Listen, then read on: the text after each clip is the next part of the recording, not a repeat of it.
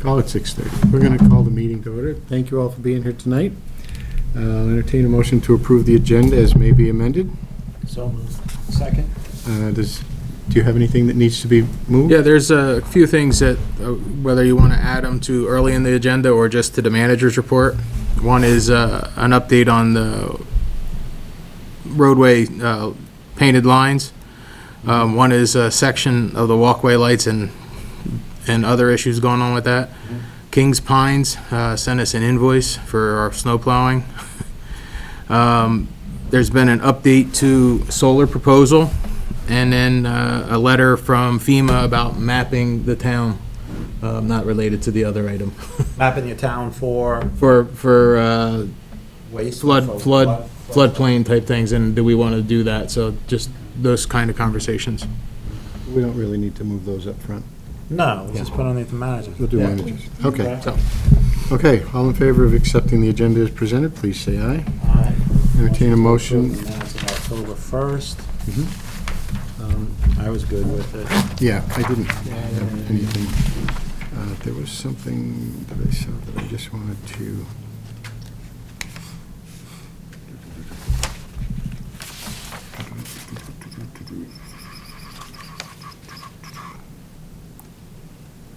Oh, no, I looked at it, the follow-up will be there. It had to do with the tax sale on October 8th, Right. but it doesn't, the minutes are correct. I was just, my question was, how did that go? Oh, okay, and he has that on the Yeah, that's already up there. agenda. Okay, all in favor of accepting the minutes of October 1 as presented, please say aye. Aye. Select Board member concerns. I don't have a concern, it's more of a, for Brown Golf, we all received an email asking about updating, approving for their groundskeeper to come here. For the agronomist to travel For the up. ground to come. I mean, if it's in their budget, it's in their budget. That's, Right. so I Right. mean, I don't wanna keep on getting, Well, no, and it would be good to come in now with the weather holding. Right, I mean, I like the information saying, hey, so-and-so's coming in.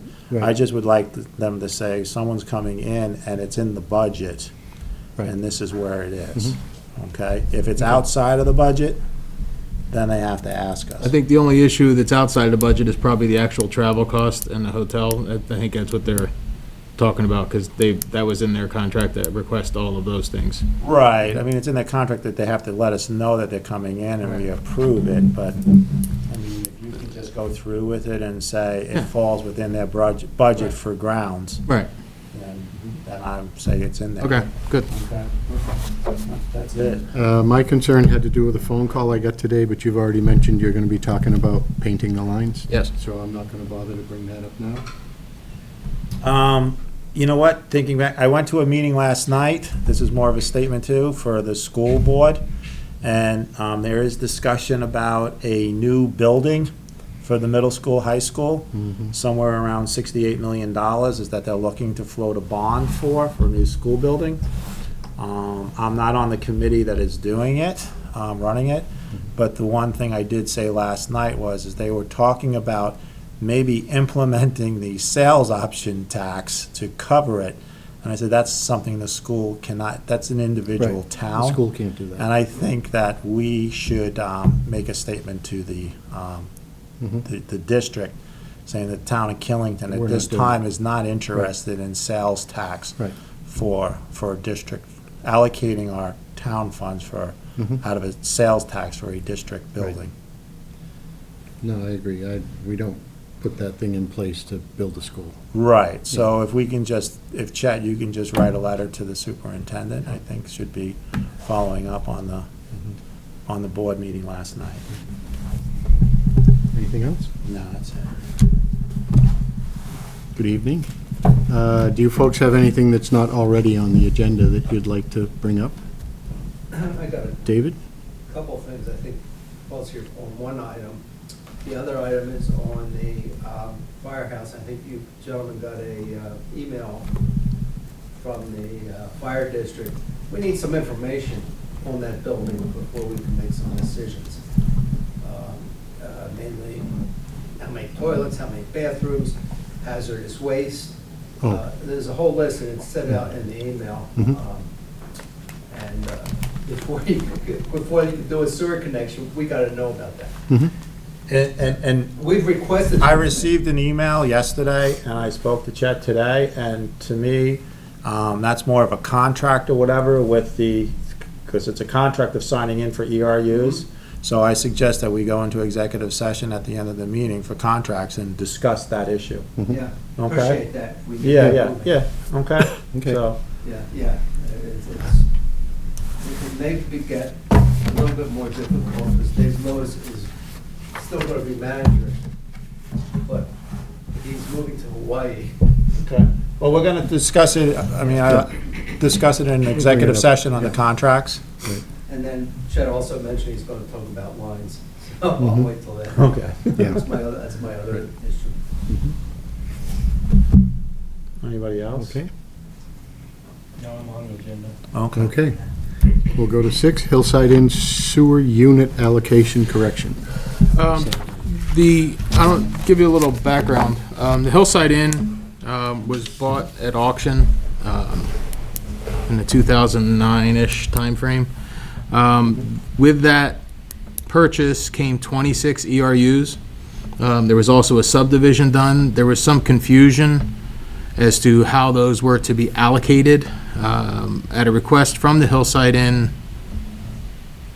please don't quote me on the years, but in the several years after that, there was a request to split the ERUs that they had to 16 and a half and 9 and a half to the lot behind it, which was also part of the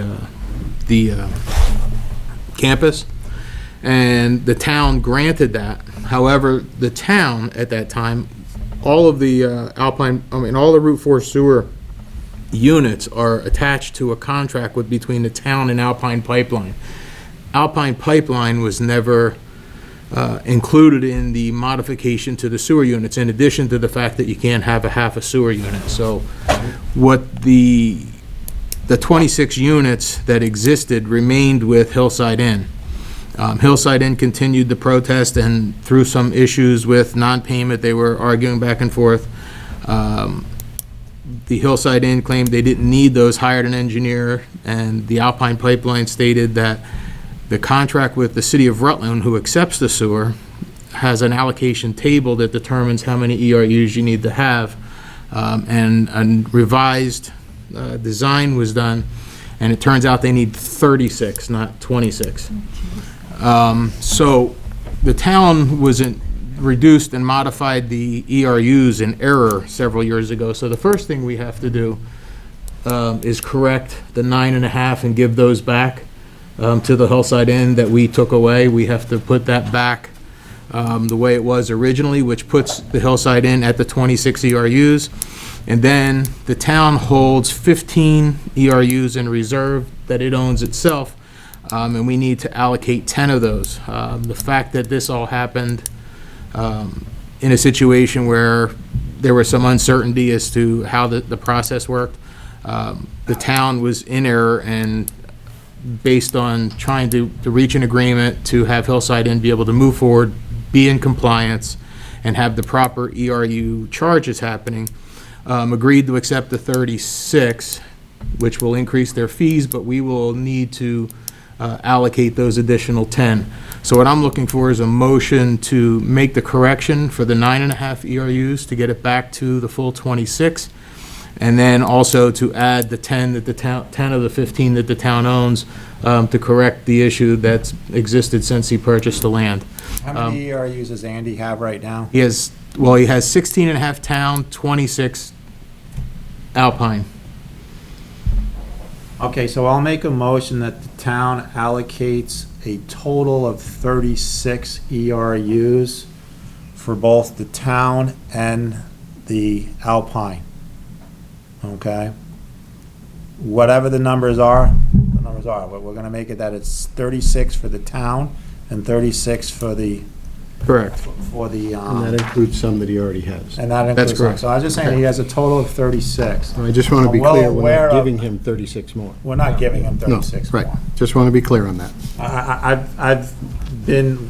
I know this here, and the town, one of the previous town managers,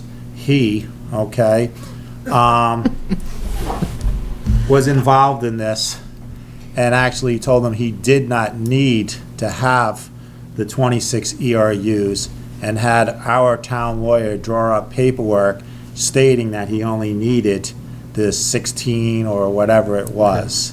So we're correcting that, and then in the meantime, what has happened is that the previous, when this building was first put up, it was supposed to be a school dorm, and there was only one bed in each room at the time, okay?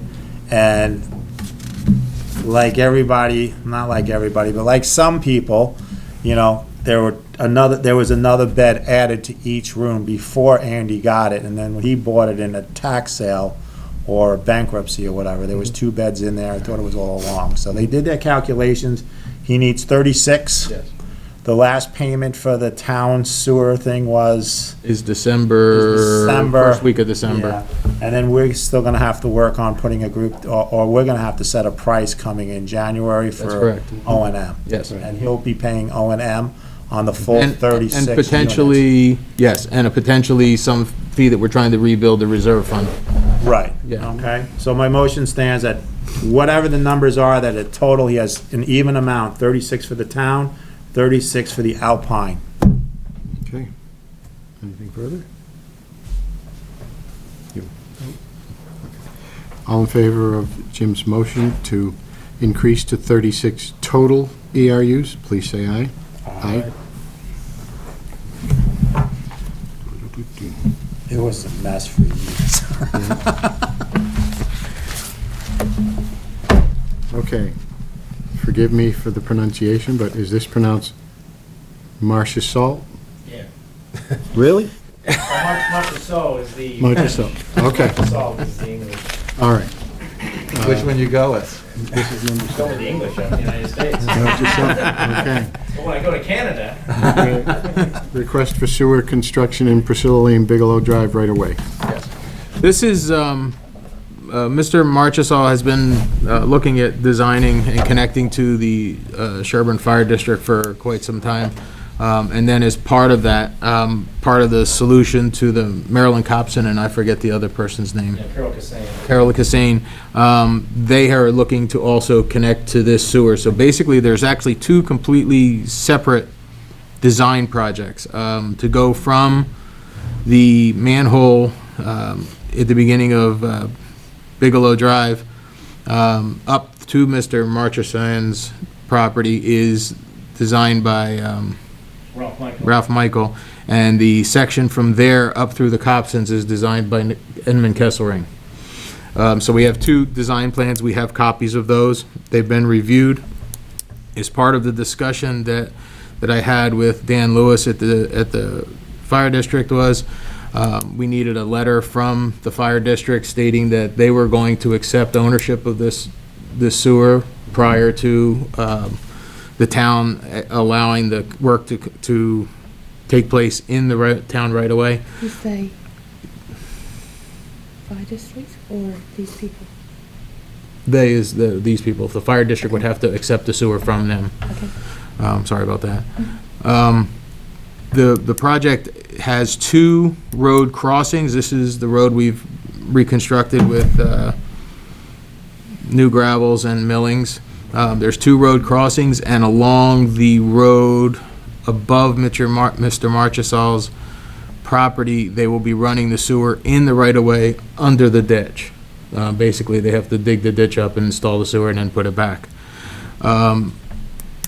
Given that the fire district is going to accept ownership, and with some conditions that I recommend, which are in line with what they're placing, I would propose that we approve the installation of this sewer. It will correct some issues that are existing above. And the conditions that I have listed are, there's a warranty that was part of the conditions to the fire district from Mosher Construction to the fire district, and I would want him to include the warranty to the town. To reconstruct the town highway to standards including but not limited to the minimum cover of roadway, subbase, and ditches of 3 feet, which means below the bottom of the ditch and below the roadway. There's got to be roadway gravel, there's got to be a minimum of 3 feet so it doesn't affect maintenance. Roadway construction will use 12 inches of 3-inch minus stone, 6 inches minimum of 3/4 gravel, and 4 inches of asphalt millings to put the road back into the condition it is. Signage and traffic management is required. Ditch construction of 3-foot minimum depth with 12-inch stone lining. That's to match what we installed when we did the work. The construction schedule shall be approved by the town manager, which is primarily only due to weather conditions, that we don't get into a situation where we start construction too late and then end up with some issues. We would like the town of Killington to be added to the contractor's liability insurance as an additional insured. And the applicant must provide an engineer's inspection/acceptance report along with the as-bills when they're done. So we know where everything is, how it was built, and that we have an engineer sign off that the work was done in accordance with their plans. So I'll make a motion to approve, so we can have discussion.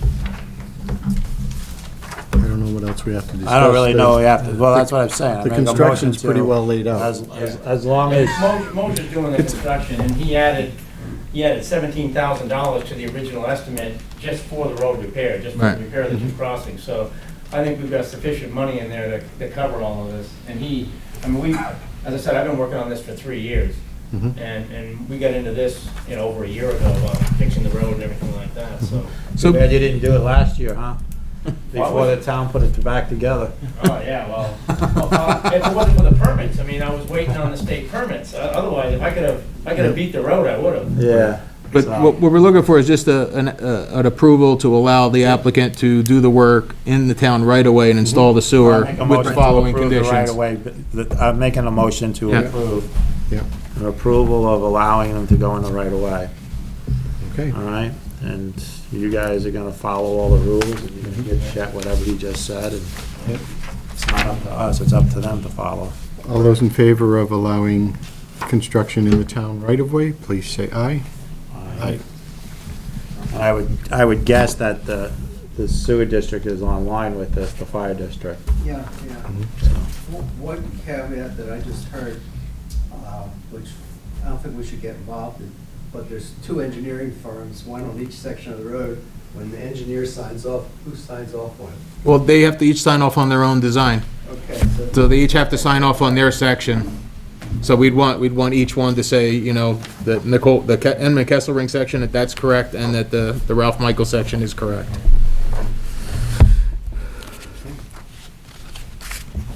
We're only Ready to approving- call Craig. We're only approving his section right now. No, we're approving the whole project. It's at all. We actually have a copy, we have a copy of the unified agreement between Mr. Marchessault and the other group. This is the entire project. That's why it says et al, because it was in their agreement. There's 3 other participants on Right. the street. I've just been leading the effort because I've been involved in it much longer. I was gonna go it alone until I had to repair the road, and then I said, I need more help. I need money from somebody else. Fire district likes you, huh?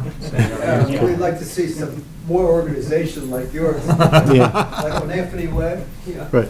Want to buy a lot on Anthony Way, and put a sewer in there? After this is done, I'm building my house and I'm just gonna ski. Thank you. Okay, so we're all set? We're all set. Okay, Thank you for thank you. coming in. That's the dream. Okay. Number 8, town September financials. September financials are extremely boring. They're really completely in line with year-to-date, year-to-year expenses and things of that nature. Proportionately, we're right in the same, we're right where we have been in the past for revenues. We are doing, I think we're doing very well as far as the revenue side and now with the tax sales. I think we're going to be in a good place on the revenue. So I don't really have anything to report unless there's any questions.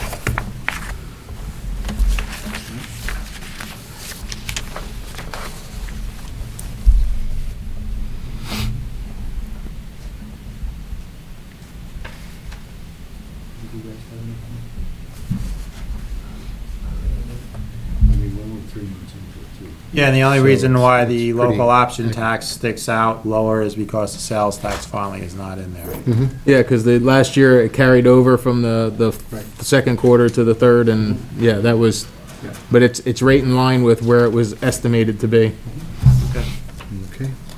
I'm good. You don't Okay. need a. On the treasurer's report, I'm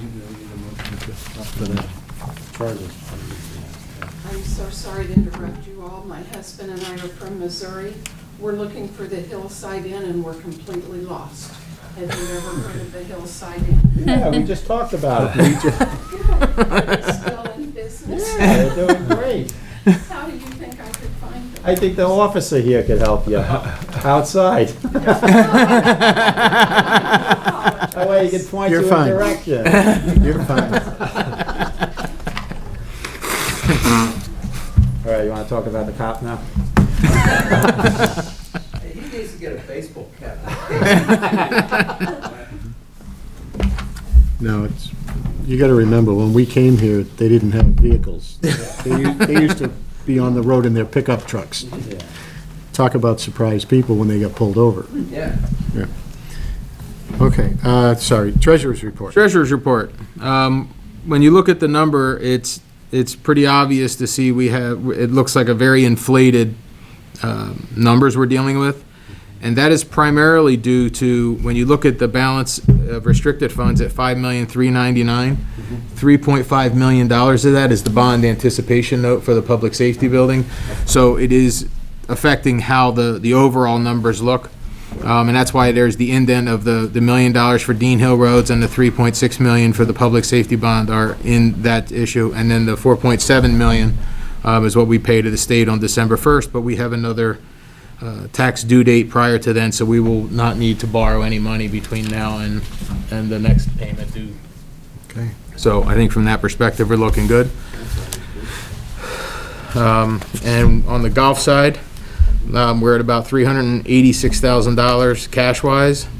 $122,000 of that is restricted, well, no, I apologize. $69,000 of that is restricted funds, so we're still net about $60,000 plus over what we have to do to pay our $250,000 operating note back. So right now, we're about flush with where we were last year. That will be enough to get us through the end of the year, and we will be able to pay the note back, and then we'll start over again after in January. So the 122 from golf cart buyout and cash balance and included in a restricted fund balance. So the 120, what does that mean? Okay, well, it's a little bit confusing to have that there because that is a revenue that we took in this year. So when you're looking at total revenues, the reason for that to be there is total revenues. However, of the 122 that's included in the revenue side, the difference between that and the 69,000 is part of the expenditures. So it's confusing to list there as if because it leads you to believe you want to deduct that as well.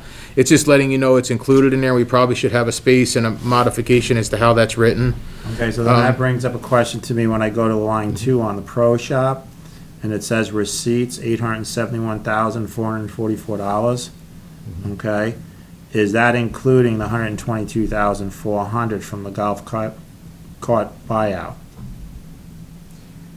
You said it's included in the receipts. It's included in the cash balance, but those receipts are the $871,000. If you go to your actual golf monthly, whatever I did with it, that's about the right number for what we're taking in as far as actual revenue for the golf course. So where's the 122? And I was just looking at that, and I don't know how to explain that to you. Can you do it the this next time. meeting? Yes, I can. Because I just don't want to get back into where we used to have funds that came in from somewhere else other than the receipts of running the golf course. Correct. That's fine. We're matching numbers to not, apples to apples, and I- all have, I will clean that up. okay? So you're saying it's 302,000? The 302 minus the 69 plus the 84 is what we have, All right, okay. is what we have in cash for the golf Around course. 328 when you're done. Yes. 69, 54. So 328, and this is at the end of? This is the end of September. So do we know how this month's? we're going? doing okay. My guess is, we're paying for ourselves. We're not losing ground, and I don't know how much we're gaining Right. at this point. And my understanding is this weekend is supposed to be the last weekend unless something drastic happens. I think it's They're the scheduled for the 20th. 20th. Yeah. Right, which is, that's not this weekend? That's not this weekend. Today's the 15th. 22nd is next Tuesday. Yeah, so it's gotta be this week, This weekend. through this weekend. This weekend's the last weekend. Oh, okay, Yeah. okay. So, when did we pay back last year, the funds that? Like the December 20th. Okay, so we're still on track to doing Yeah, that. I mean, that's the goal. The We want to do question. it before their year ends. Right. The question, yeah, we definitely will do it before their year ends. The question always is, how good our cash flow looks at that time determines how quickly we got to take it back after January 1st. That's the their only, law. yeah. When did they transfer the funds out of the restaurant up? Because we don't leave that in that one account usually. We wait till right at the end when we're going to pay the note back.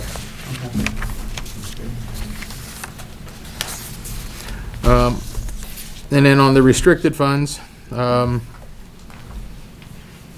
you can see basically everything is where it should be. We spent $114,000 on bituminous resurfacing this year, so we still have a $282,000 balance there.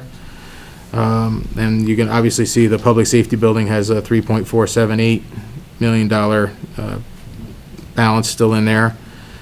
So we're holding our own. I think we're in a good place. I did put and it's truly not a separate fund, but you notice there's two 143s, and this is just for informational purposes. East Mountain Road, Dean Hill Road paving, there's $1 million bond anticipation note. So far, we spent $863. I just approved a couple of more things, so we're going to be under budget. My guess would be somewhere in the $80,000 under by the time when we're all done. And then once I know what that number is, that's the bond amount we'll actually go for, because we'll be doing the December bond application.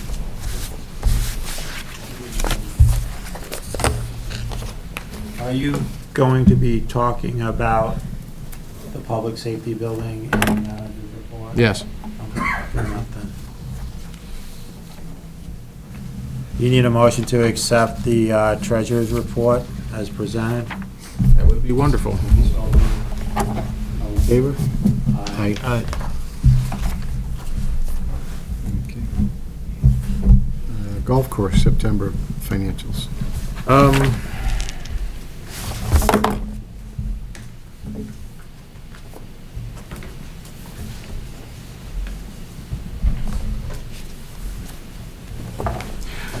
You can notice revenue, from a budget perspective, we're slightly under budget where we wanted to be on the revenue side. We're up a little bit in cart fees, but overall, we're above where we were last year, but not where we hoped to be at this point. Last year at this time, we were $897,000. This year, we were $965,000. We had budgeted $1.142. So we're still under that, but we have made about a $68,000 improvement.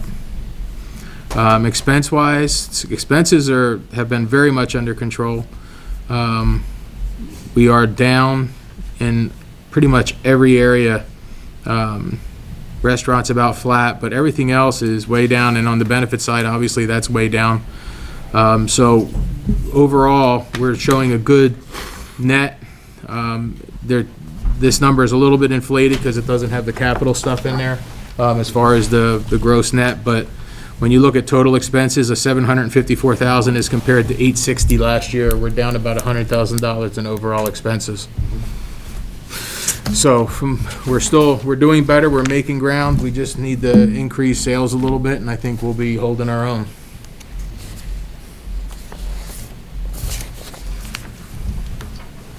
And we don't think we're gonna be spending $250,000 by the rest of the year, right? Now, Where in here does the money that we put aside for the roof?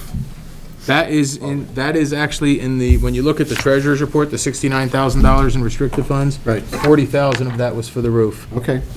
All right, I just. I know put it was aside. delaying because I wanted to make sure in case we had to even dip into the restricted funds short term, we could pay the $250,000 note back, but at least it doesn't look like we're gonna have to do that. So we'll have that $70,000 cushion going in. So what we'll be doing over the winter is actually getting the proposals together for that, and we'll start right at the beginning of the year, of the golf year. Try and do it in like April. Yeah, April, May. Before we get busy. Right. So that would be the goal.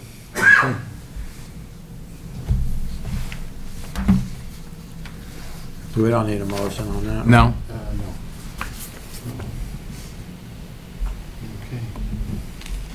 Okay. Departments for budget? Well, we I'm have, sorry. today, we start with the rec budget, and we have our new rec director here to walk us through it. There's a couple of modifications, but they're ones that we expected.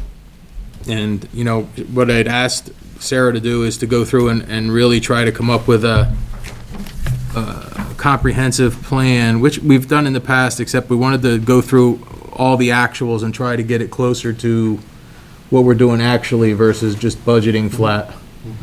So, Sarah, if you want to walk us through some of your, what are the items of interest / change? Sure, absolutely. So as far as expense goes, that's where I want to we decreased some of the areas where there were significant expenses that maybe weren't fully used.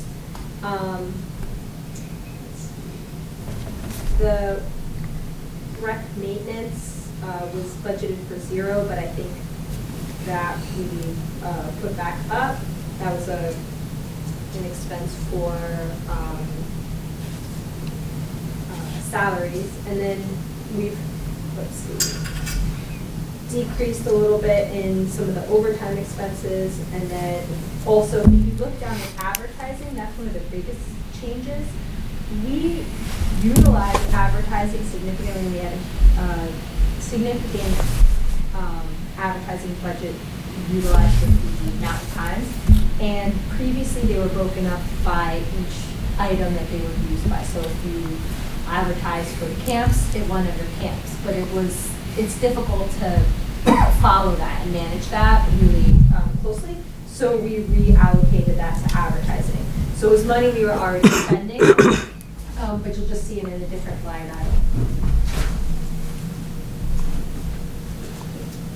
Other significant changes. So we go down to soccer, Sarah? Yeah. And you might, so it was budgeted $3,000, Yeah. physical year So we 2,000, did- 3,000, but you lowered it to 2,500 because you were advertising actually soccer. That's what you were just saying, right? You were some of that was, Some of that was advertising. And For the also- soccer program. And I looked back at, we've budgeted 3,000 for a few years, but we've never hit that. We always stay below 2,500 as well. right. So I picked a more realistic number and also knew that we could take some away from that. And the same goes for Loads of fun. loads of fun, absolutely. In fact, I think I was a little bit conservative on changing those two, because I think we actually advertised a significant amount, but Right. it's really hard to break out, because we were putting ads every week in the Mountain Times. Right. You know, Okay. so, So basically, you're not just putting it to the certain camp or whatever, you're making one line item. right, exactly. Right. So when I invoice out, or when I receive invoices for goods or services, that'll go under that, and then advertising is separate. And I also think that's a stronger way to think about just how we're promoting recreation in general for the town. Specialty camps is another significant change.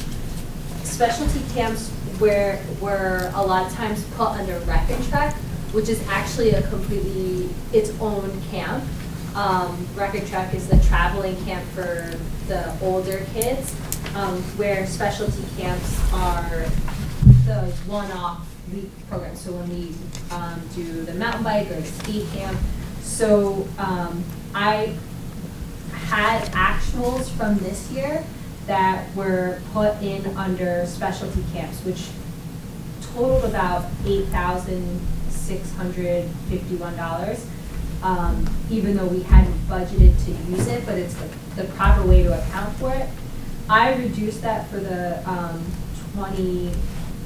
2021 budget to $4,275, because we are going to most likely we will drop the $4,000 week-long camp with Killington. an extremely, I mean, it's half the budget. So I dropped it down, and I think that will be a more reasonable number for specialty camps. And those actually do bring in a pretty good income, if we keep the rest of the costs under control.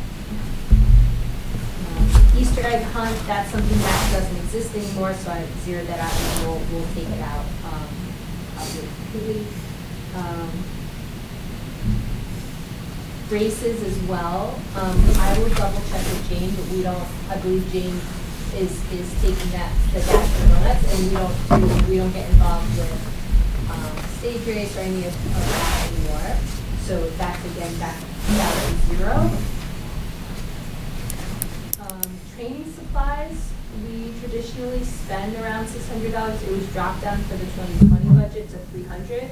And I put it back up because we did buy a number of great supplies. So it's good to drop it down for a year, but I think we may have to buy a few more things for 2021. So I put this back up.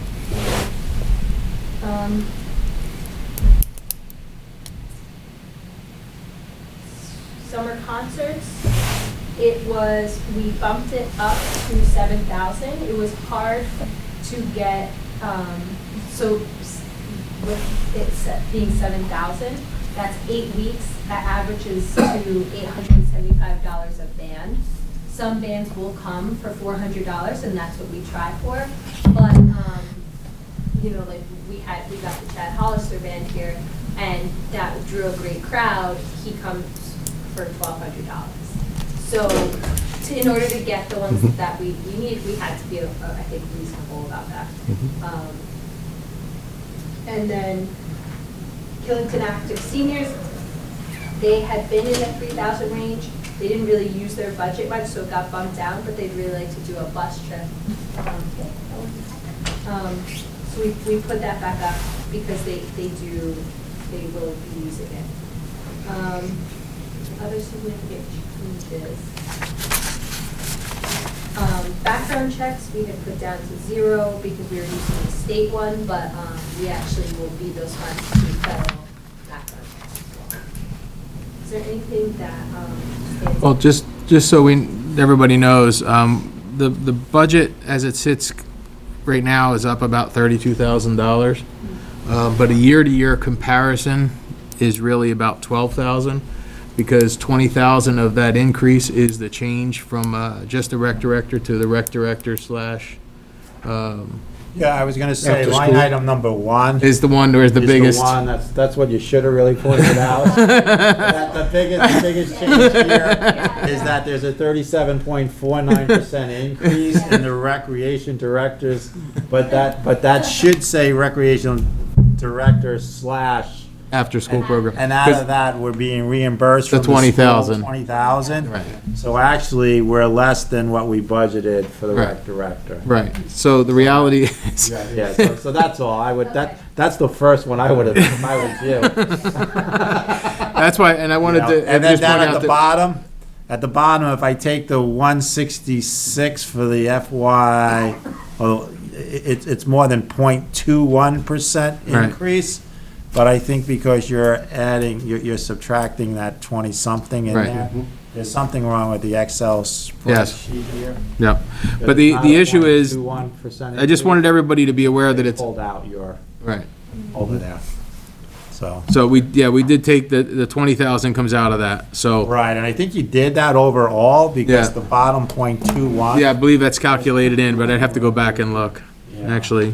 It's a 13% increase in the recreation budget total, but we're being reimbursed some $20,000, which would bring it down to that 0.21.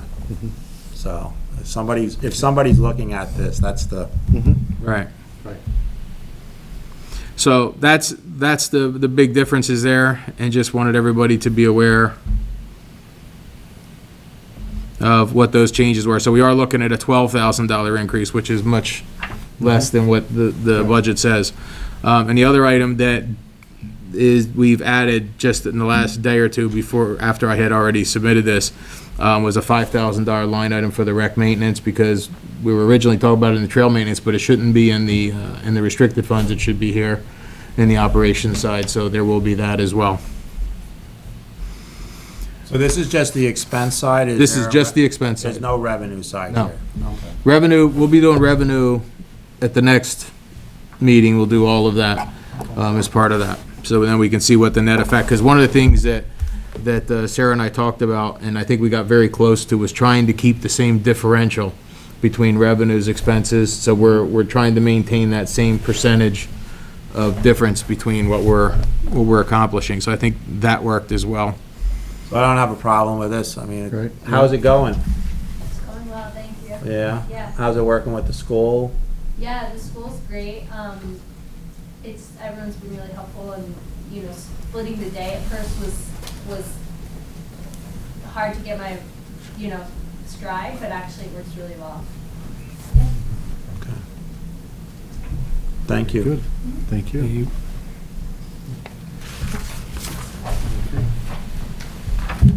On the road, Over to you. on the road side, basically, we're just trying to get these numbers aligned to actual. When we did the road foreman, that was just moving it to actual. That included the overtime and things like that he was doing in the past when Ricky became a salaried employee. The rest of the staff information is up 2%. Kept the overtimes about the same because we've been kind of averaging those. So I don't think that they're anything to be concerned about. Items that we've increased on this side primarily is one big item, is the line striping, and if we want, we can talk about that. One thing that we've tried it two different ways, where we've done the line striping in June, and then by the time October comes around, there's almost no lines left, and then it was, well, if we wait till after the paving projects, it works, but we always have trouble getting them to come back in, which is what we're having now. The goal in this situation would be to get a contract early on in early winter, like in the next month or two, with the line stripers, and actually have it done twice, where we could have one done in June and one done in early October, to ensure that we have as close to year-round lines as we can get, given that we still have to do, we still have to use latex paint. If there's any way we can get around that, that'll change everything. And I also had added, we went back, we had $3,000 2 years ago where we had CDL license and training. Last year was only $500 for training issues, but we do anticipate next year having to do another CDL training course, which we do at Stafford, and it costs right about exactly $3,000. So that item was added back in.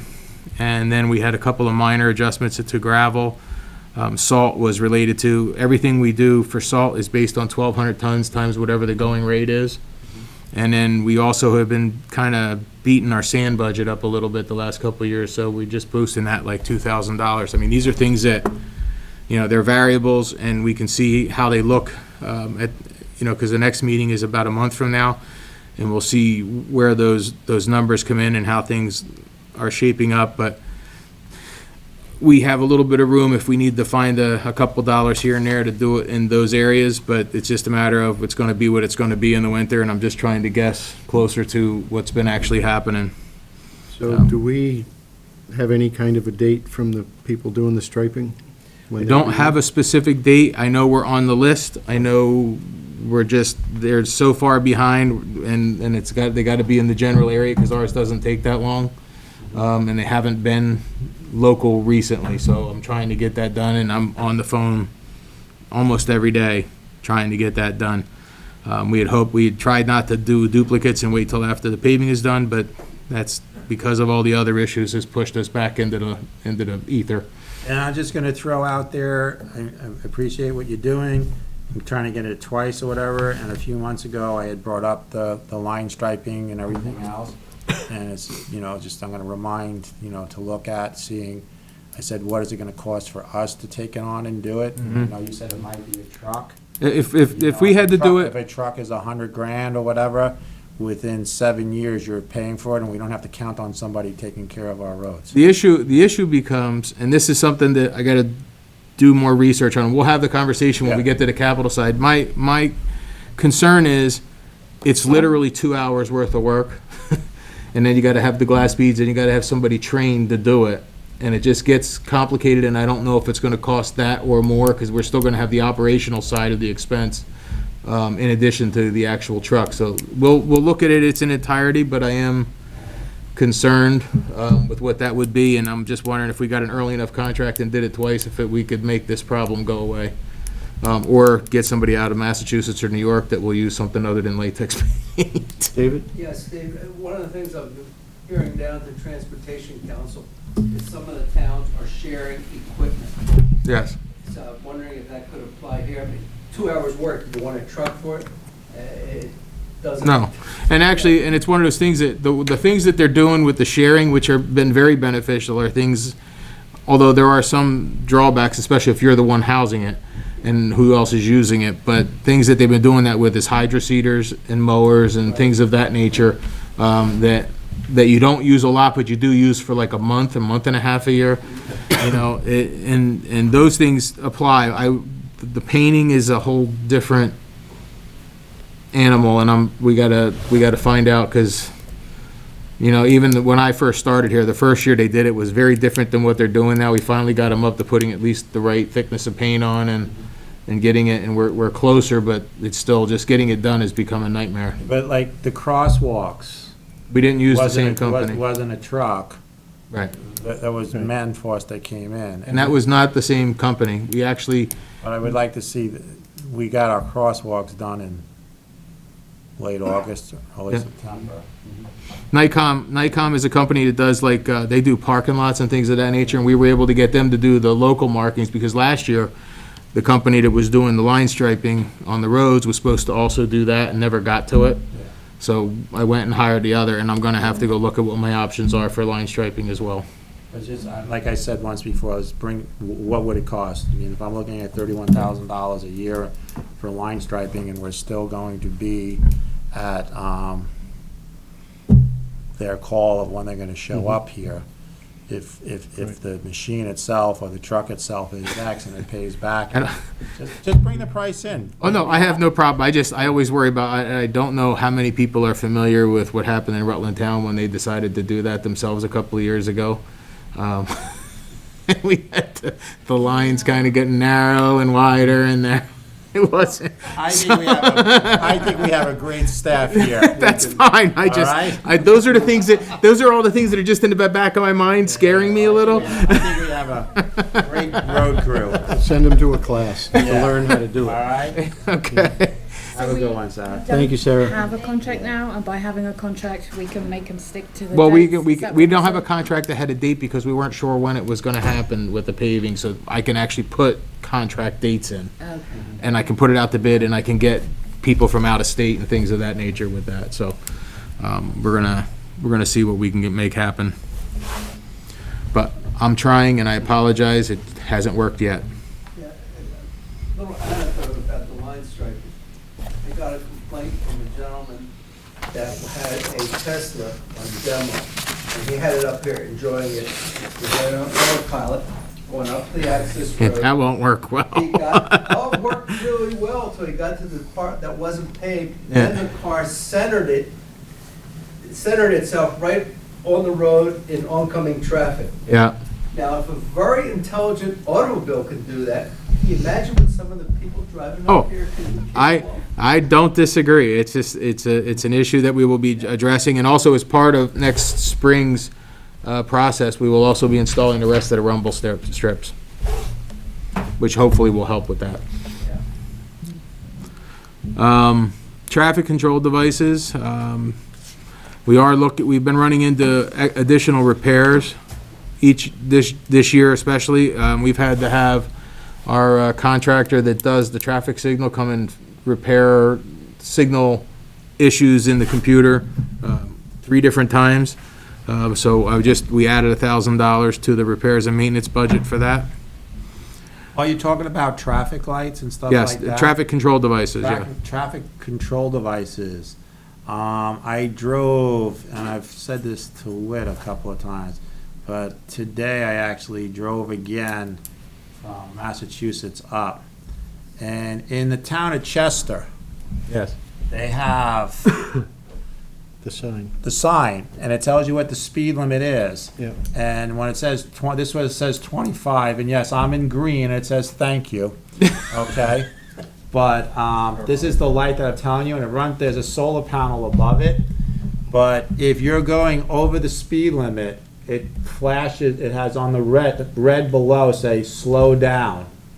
And if you come down to the speed limit, it says thank you. And I think it's just a nice way of, Well, I will we say, I should think look it, into what they cost. well, I forget what the one because we did two recently. The ones we have, Yeah. What does it say, slow down and thank you? it's No. not programmed right now, but they can be, I believe. Okay. Because we went to the hardwired ones, because the one issue has been the durability and the maintenance on the solar ones. And if you notice, when I went to Woodstock recently, the one heading into Bridgewater is not operating very Chester often. is doing a great job, and I've been going through there for many years, and. No, we have, And it can't, no, but when you're driving, and it goes from like 50 down to 25 fast. Right. And all of a sudden, like, you see it ahead, and it's like, whoa, it's red, and it's saying slow down. And you bring it down, and then it's just nice that it says, you know. we by the time you have get one there, up by thank the you. night spot and one down midway on the first section of Killington Road. Yeah, by Ravine Road. Yeah. And I But- watched coming out of my street, people, the brake lights go on as Yes. they push that sign. Yeah. They work. Yeah, they do, and we do have a couple. I mean, we probably could use one on West West Hill Hill Road. Well, if we can get the state or do them on the 40-mile-an-hour stretch. I would like coming it- down Sherburne Pass before the post office and coming up before Killington Road. That would be a big help. To be honest, the more I drive, you drive it every morning, and I come down here. Putting the speed limit change on a downhill slope isn't the best option. I would argue that speed limit should carry from like the Pico entrance over. That's been suggested to me. I mean, the reality is that would be the best operational way to do it. Slow them down before they get to the top of the pass and let the pass be slow. Talk to Jen Conley and get a professional opinion and use her opinion to go to the state. Okay. But yeah, that's just what I have witnessed. I mean, I think the only way to really get that under control is to stop it before they get there. That suggestion's been made to me. Yep. And the other thing that I recall seeing a program on freight trains. The speed a freight train goes up a hill is calculated on their ability to stop going down the hill. Right. Yeah, it's what makes the most sense, and I've thought about it for a while, and I've talked briefly with a couple people at the state, but not the right ones yet. And how do you only do 25 going up West Hill Road and down? It's easy going up. It's a lot more difficult going down. I find it You gotta take your foot off the gas pedal, and then you're like, Ridiculous. that's our department, though, Mhm. you know? Well, the reality is, that has been in the ordinance somewhere in the 80s, I think, is when it was actually done, where they listed the speed limits on those roads. And one of the real downsides is with Google Maps and things of that nature is it takes all the trucks and buses up there when they want to do a shortcut, and for some reason, it doesn't tell you that there's weight limits on those roads. So that is some of the issues that'll have to be worked on over time.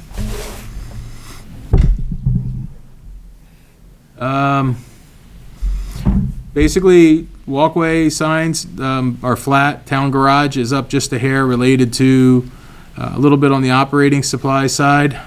We went from 4,500 to 5,500, but on electricity down from 5,500 to 4,000. We have that, because that building has been switched over to LED. So we are doing much better on the electricity side, and propane's up 1,000. So the net is up about $500. Vehicles, just watching the last couple of years, each item has been slightly, we've been over budget. We were over budget by about 8,000 on vehicles repair and maintenance last year. I think we'll be better this year.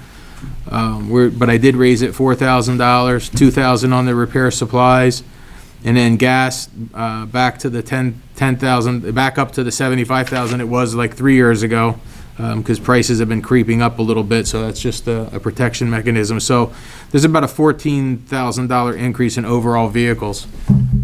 again, it's one of those things that it'll be what it's gonna be, but I wanna make sure we try to plan accordingly. And then, on the appropriation side, everything is exactly flat. And on the employee benefit side, based on the makeup we have and the rates we're getting, our health insurance and the carryover that we've had, we anticipate at this time, which we won't know for certain until December, but we anticipate about a $30,000 decrease in our overall health benefits. Unemployment will be up a little bit to 37,000, and the retirement system will also be down about 9,000. So the net result is about a $40,000 decrease in overall benefits at this time, but that'll be a number that'll have to be refined right at the end of November as we get the final numbers in. We did get some preliminary numbers in. And that's what I have. Different amount of people on the health insurance plan. Yeah, we went from a couple of couples to singles, and then we went, there was just a bunch of different little changes that amounted to that. The school is looking at a $325,000 increase in health. So right now, we look good. That could all change, but I don't anticipate an enormous difference when we get to the end of November and start signing, because we have to sign everything up like by December 7th or something, so we will be going on the November 19th meeting.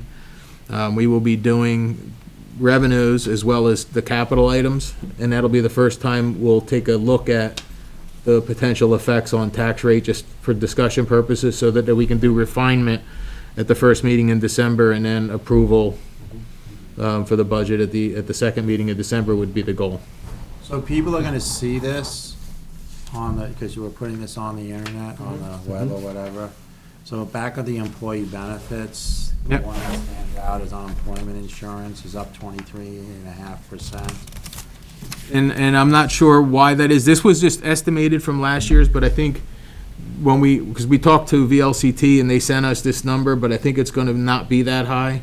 And the reason is, it was when the experience came off from the golf course that it should be lower than this. But this was still the number they're showing that they estimate it to be. We won't know again until the end of November. I anticipate that going back down to where the budget was last year. Well, I was thinking that the increase was because last year was the first year of the golf course being switched over to Brown employees. So that meant that there was really just the minimum, the first, and then last winter, they were all laid off from Brown. Whoever then collected in unemployment, we're paying that anyway. Yes, So but that- not. So the 1 year went down, but Right. then once whoever collected, it would raise you, but just on the golf course now. Yeah, right, not here. So that's why I say I think this number I believe will adjust. So this is not including the Brown. That's correct.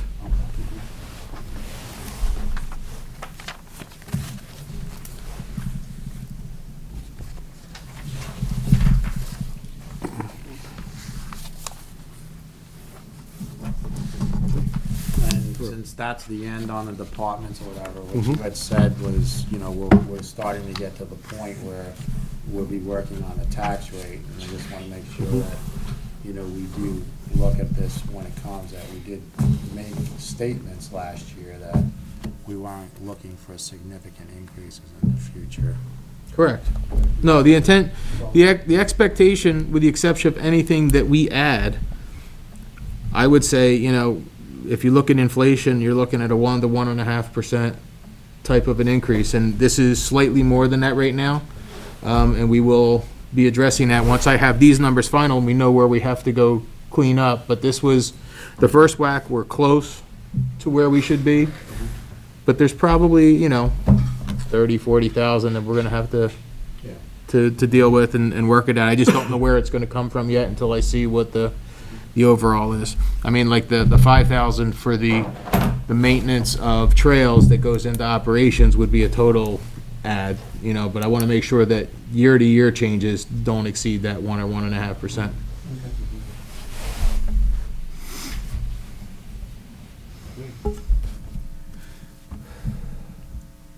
Manager's report. Well, on the manager's report, well, we talked about the white lines. Anybody have any other questions about that, or we're okay with that one? Walkway lights. We are having, as we've had every year for the past 4 or 5 years, problems with different sections of the existing walkway lights. Those walkway lights were done on, obviously, on the wooden posts. There's direct burial wire. They have moved, been adjusted, there's been stretching, there's been breakage. We have patched it together numerous times. We're having trouble, especially with the one in front of Mountain Merchants, the old Fat Italian. That section has been the one that is out every year. And there's some real bad connection issues. And what we're looking at is, again, trying to get it fixed. But what I am going to be looking at when we look at the capital budget and the walkway is, how much would it be to just try to fix the wiring and keep the posts, or do we have to go to a full-blown replacement of a section? And if we're going to be replacing a section, that becomes pavement and everything, because you can't trench without tearing everything up, and the walkway needs to be replaced anyway. So coming up with a plan to determine how we're going to deal with getting these things up and running, because I don't want to go too far if I can help it with improvements and upgrades until we know if there's going to be any shifting of the road at all when we finish the master plan. But again, no matter how you slice it, we're 3 to 5 years away from fixing those lights up above, as far as completely replacing all 96 of them. If we replace the 96 lights with the lights we have at the bottom section, it ends up being about $8,000 a light, and that's about $800,000 worth of lighting upgrades. And then when you add the paving for the walkway and replacing the sections of paving that we have is another $400,000, so you're looking at about $1.2 million. So even if you break that down into 25% sections, you're $250,000 a year. So we just have to come up with a plan for how we're going to address it and where we're going to start, and how we want to try and come up with some continuity as to how we're going to be able to move forward. But it is an issue, and it is an issue we're aware of. WIT gets called. We always are talking to WIT. We know what sections are out and what's going on, and we're talking to Craven, who's the one who knows where all the circuits are and can go put it back together. But we are getting to a point where it's becoming. What would it cost to just do one trench line in the back, bury the conduit, and run new? And that's what I'm trying to get now, and just say maybe we can do a circuit at a time, pick a couple of the bad circuits. Right. Can you do it on the backside so you're not impacting the pavement? That's the hope. Yeah, that's what I said, on the right of way. Right. That would be the hope. At the back of our right of way is the hope, is that we can do something with a regular trench, just put conduit in and give us a little better Band-Aid, for lack of a better word. 5 years. Yeah. So that if we can, because right now it's just, and every time, Are we gonna and have that answer before this winter freeze, that the lights would be up for the winter? if I can get the price in line and I can replace one whole section and I can do it for something even close to in the budget, we'll have it done.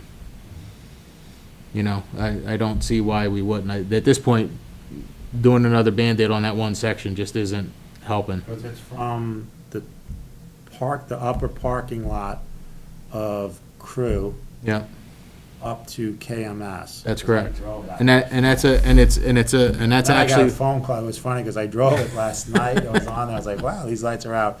And then I got a phone call on my way back from Massachusetts. actually, because we've been talking about that for about Like, we've been Priscilla trying. called me today. Yeah, we've been trying to get them fixed for about the last 2 weeks.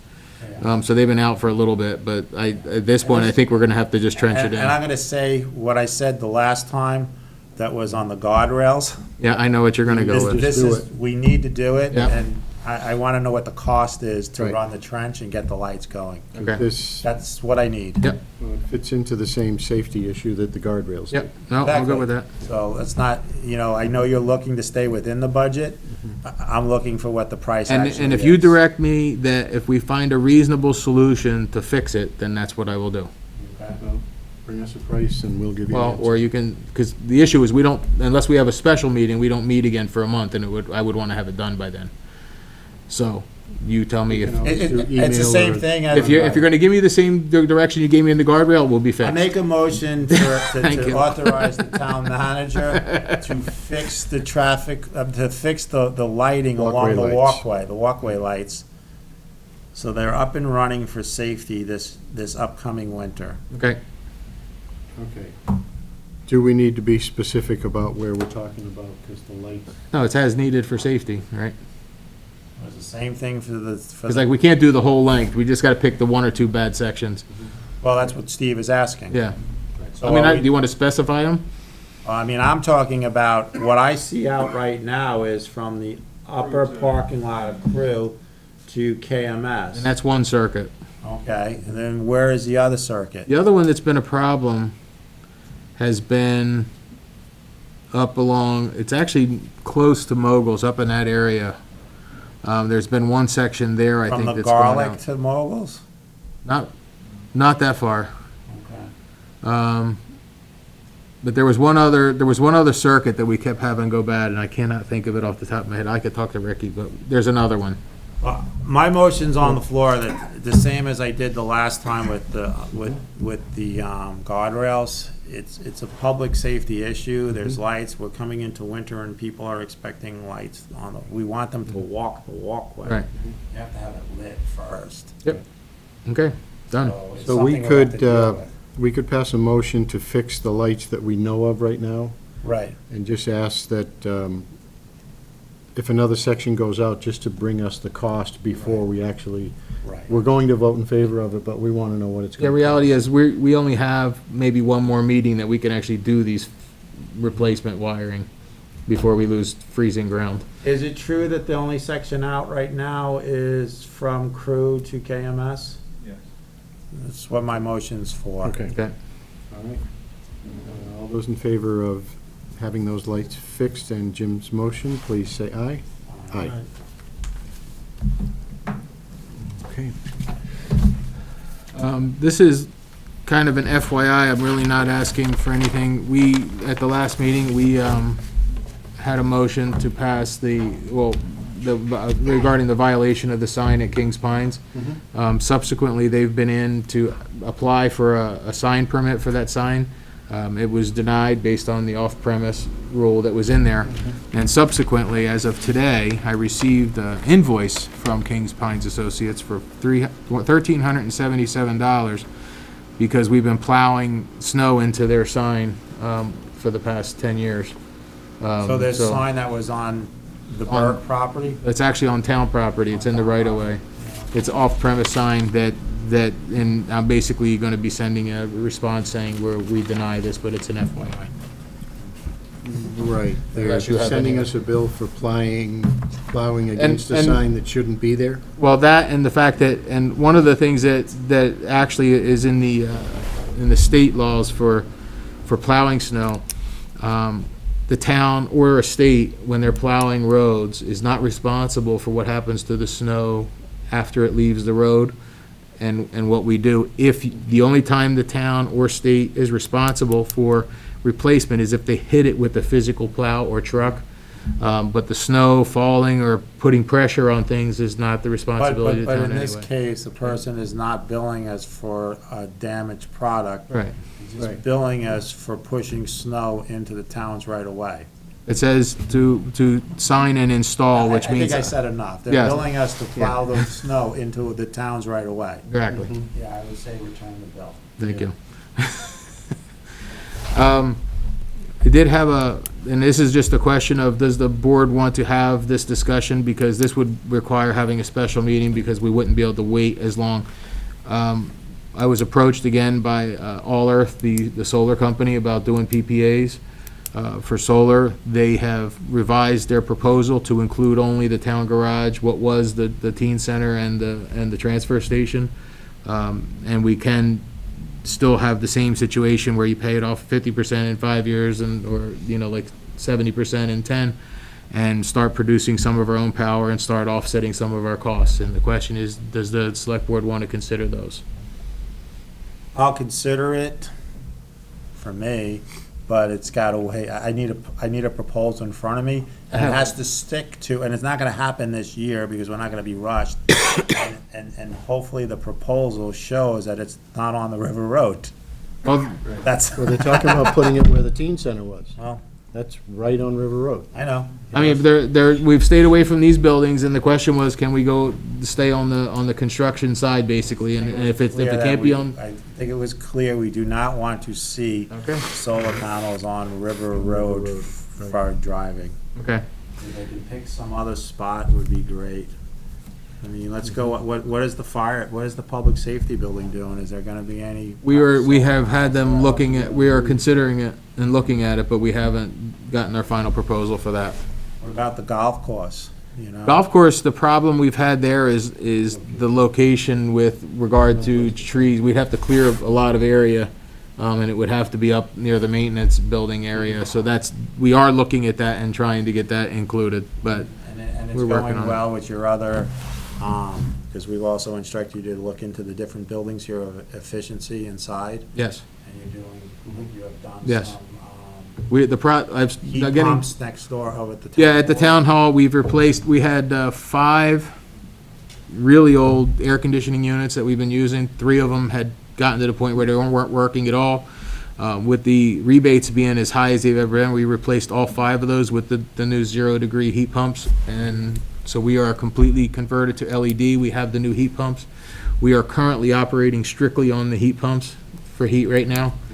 We will do so probably till December and then switch over to the propane heat, but it's working very well. We also, as a result, we are also giving the office a little bit of a facelift. We've done some painting. We're gonna be doing carpet on the town clerk side, and for next fiscal year, we'll be doing some on the town manager side in the main hallway. But if we're gonna be moving these things around to do some of this work, it was like, this would be the time.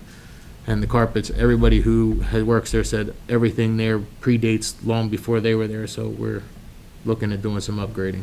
Because I still stick to it, as far as before solar panels, we need to make sure that we have the lowest use possible Right. first and bringing everything into line. And at town hall, we are pretty much there with the exception of now insulation and building envelope improvements.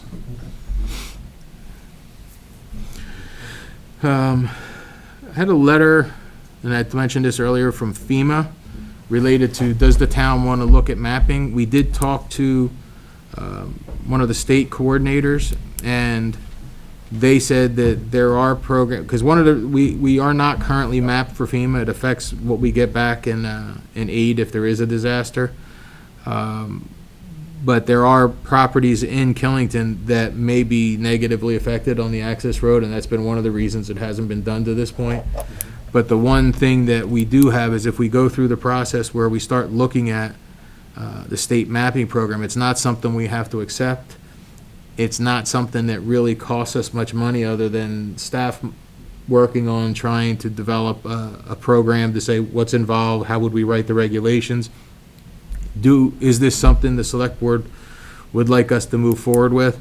I don't see any real downside to it, because we don't have to accept it in the end if it doesn't work.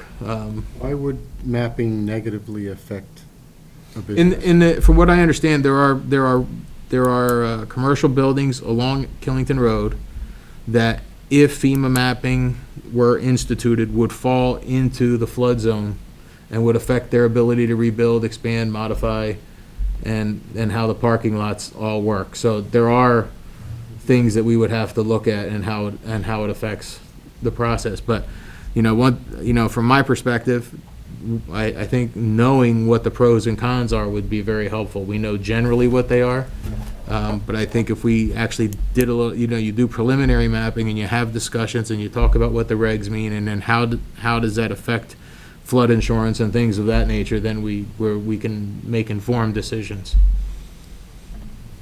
Steve, if I may, the planning commission addressed this issue about a couple of years ago. 3 times. He said several times and said no. Right. And buildings along Roaring Brook Road could be affected. There's other buildings that, if there's a flood, the property becomes worthless. And you might, before you make any decisions, see if you can get a hold of Dick Horner and talk to him about what transpired in front of the planning commission. Well, I did have that conversation with him. It's just that we actually had a meeting last year with the guy from the state who was doing the FEMA work, and he said, it doesn't always turn out as bad as people think, and all they do is say, here's the possibilities. So I listened to a lot of the meetings on the planning side and I understand where it's coming from, but Right. if this is just to go and use state or Rutland, whatever, town planning, whatever, to come in to map the area that we don't have to accept it, Right. and seeing which areas would be affected. One of the other issues is that, you know, if you are mapped and there is a whole bunch of houses that are considered in there, then those houses have to have flood insurance through FEMA, which is skyrocketed or whatever. That's That's one of the big Yeah. ones. And then if you are in there and you are paying that insurance, it could state then that if there is another Irene and it floods, that you're not allowed to rebuild back there and they'll just pay you a certain X amount of money. Yeah, John Curtis, when he Yeah. had the full insurance business, looked Yeah. into it. But I don't see, In detail. I don't see the problem with at least seeing a map of if there is actually anything in the zones or Right. whatever. Because the As issue, long as we don't, well, it has to be a town-wide vote. It's not something that the select board can decide. It actually has to be presented to the voters, and the select board or a petition would have to be formed to even put it on the ballot. to be So- approved Right. of So- of the map. Right, so this is just this is an exercise, and I'm not, you know, to be honest, I mean, I can argue both sides of this case equally. I really can, and I don't have any, I tend to err on the side of, I'd like to know exactly what it means, more than approximately, you know, and then we can make an informed decision, and I'm okay with that. And then I like to have this handed back over to Jim Barlow to make sure that if we know what it means, Right. that we're not held responsible if Right. something happens. That's Right. all. No, and I would want to do all that homework. I'm just asking if there's any interest in me pursuing the possibility, okay, is there any interest in looking into the possibility of considering the maybe of having flood mapping? I'm only one of three, but I say first consult with a lawyer to Okay, make sure that if we know what's wrong and if we don't approve it, that we're not held. Right. Right now, I don't know anything. that's right, and that's where I wanted to start. I just wanted to know if I even wanted, Responsible. I just wanted to know if I even wanted to have the conversation even at that level, like if there was, so I will ask that We have a lawyer question. here, I think I'm right by saying, we'd rather not know. Yeah. Well,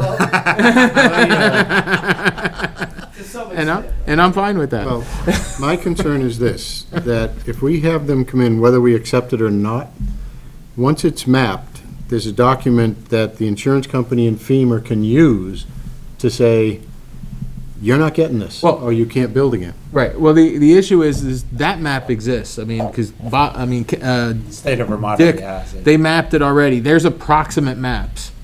Okay, the question is, you know, how would you do it, how would the regulations look, and how would you go about the process? The maps, because of the way aerial works and topography, they can kind of just say, we know this falls within it.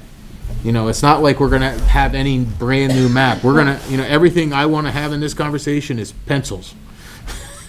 That we, If you someone know, went to I build, don't. if someone went to build somewhere Mhm. today in one of these areas, it's going to say you're in a flood zone. Right. And it's not gonna, once it goes to A&R, it's gonna Right. say you're in a flood zone. Well, because the issue is you don't have, you know, the mapping doesn't preclude you from being in a flood zone, because the issue you have is you know, and if you were talking about a parking lot that's in back of one of these businesses along the Roaring Brook, they know it's flood mapped. If you have, let's say, a wetlands disturbance, or you're encroaching on a wetlands buffer, and you're gonna put fill in there, you're affecting flood storage, and that, you're gonna have to deal with that now no matter what.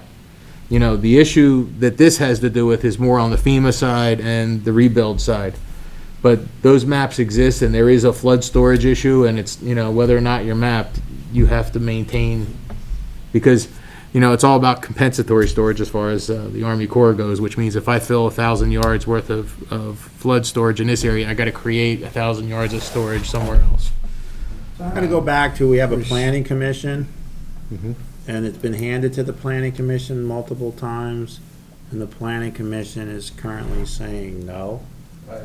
too many strings attached. And That's that's- what the planning and that's fine. commission is saying. And I don't have a problem with that. It was just, I got the letter and it was direct to the select board, so I asked the question. Yeah, so if we could give it back to the planning commission for them to say no. I would, yeah, I would leave it with them. Yeah, but one of the basic premises is if you have a flood event, if you need the flood insurance, the insurance companies that are gonna pay you are gonna be underwater literally. Right. So it's that much of a catastrophe. We have a lot of high ground here. Yep. So it, Let's kill it for now. Okay. We're in budget I'm good time. with that. Next item was tax sale results. We had, at the end, we had 4 properties. We started with 7, 3 were paid prior to the actual auction. 4 went to auction, 3 were bid on and awarded. And one of those is in the process of being redeemed already. We expect that to happen in the next few days. And the one that did not receive any bids, Rick Ev, which is the Heights project. I had a phone call on Friday and then again today from somebody who's interested. I said, well, we'd have to reopen the hearing and have another auction, so I would want a letter of intent that you would be bidding on it and that you have the credit to show that you can do it, and then I would consider having another tax sale auction to sell that one. But that would be, all it would be is re-advertising it and waiting the 30 days and then holding another actual auction for that one property. So if that comes forth, then I may come to the select board and let you know that we may try to have one more. Other than that, we'll wait till next year and see what we're gonna do, and then we'll have to decide what we wanna do with that property at that time. Department updates. One sad bit of news on the highway side is Ricky's father, Bob, who's a longtime town employee and a lifetime Killington resident, passed away last week. And we send our condolences to them. We're gonna miss Bob. He was an integral part of this crew for a long time, and we really appreciate his effort, and also our sympathies to his wife Donna and Ricky and his sister. So, I don't have any other words to say, but he's gonna be missed, and really enjoyed working with him. As far as other department news, I don't believe there's anything. The road is closed tomorrow on River Road for a culvert replacement. I know everybody loves to hear me talk about culverts. We are replacing the culvert between Steinway and Post Road. It'll only be out for the one day. It's just a cross culvert. It's not a large culvert. It's like a 18-inch. It just has failed and doesn't have enough outfall, so we're making that repair tomorrow. Other than that, I don't have any other specific news. I don't have any liquor control tonight. I do have warrants to pass down. Other business? Other? I don't have anything under other business. That's not It's not, executive that we're gonna session? be- yeah, I don't have anything else besides that. Say You we guys go- have anything? No, Okay, I'll entertain a motion for executive session then. for contracts? Contracts and possibly personnel. Yes. Yep. At 7:55.